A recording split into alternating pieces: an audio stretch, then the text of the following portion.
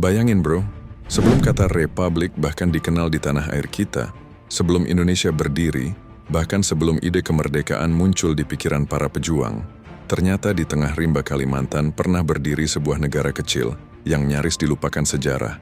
Namanya Republik Lanfang, Republik pertama di Nusantara yang lahir pada tahun 1777.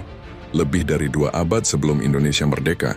Kisahnya dimulai dari seorang imigran Tionghoa bernama Lo Fangpa atau Lo Fangbo yang datang ke Kalimantan Barat bersama ribuan penambang emas dari Tiongkok. Mereka bukan pasukan, bukan penjajah. Mereka adalah para pekerja keras yang menolak tunduk pada kekuasaan kolonial dan ingin membangun kehidupan mandiri. Tapi yang bikin mind-blowing bro, adalah cara mereka memerintah. Lanfang bukan kerajaan, bukan koloni, tapi republik demokratis dengan sistem pemilihan presiden setiap beberapa tahun, punya kabinet, parlemen, bahkan konstitusi tertulis. Lo Fangpa jadi presiden pertamanya, dan setelah dia wafat, sistem demokrasi itu terus berjalan selama lebih dari 100 tahun. Bayangin, di saat sebagian besar Nusantara masih di bawah kendali kerajaan dan VOC, Lanfang udah menerapkan sistem yang mirip banget sama republik modern masa kini.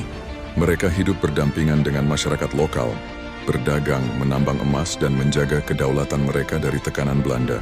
Tapi masa damai itu berakhir ketika Belanda mulai melihat potensi kekayaan mereka. Tahun 1884, Belanda menyerbu menghancurkan sistem pemerintahan Lanfang dan memaksa presiden terakhirnya, Liu Asheng, menyerah. Banyak warga Lanfang melarikan diri ke Singapura, Malaysia, dan Tiongkok, sementara jejak republik ini perlahan hilang di telan waktu.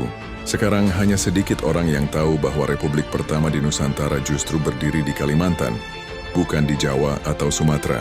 Ironis ya bro, bagaimana sejarah sebesar ini bisa hilang begitu aja dari ingatan bangsa kita. Tapi dari kisah Lanfang kita belajar satu hal. Semangat untuk hidup merdeka, bersatu dan memerintah diri sendiri ternyata udah ada jauh sebelum 1945. Jadi jangan pernah remehkan akar perjuangan nenek moyang kita. Karena bahkan di tengah hutan rimba, mereka sudah menyalakan api kebebasan yang tak akan pernah padam. Kalau lo suka kisah sejarah yang tersembunyi dan menegangkan kayak gini, jangan lupa like, share, dan subscribe, biar lo nggak ketinggalan cerita-cerita lain yang bakal bikin lo mikir ulang tentang sejarah Nusantara.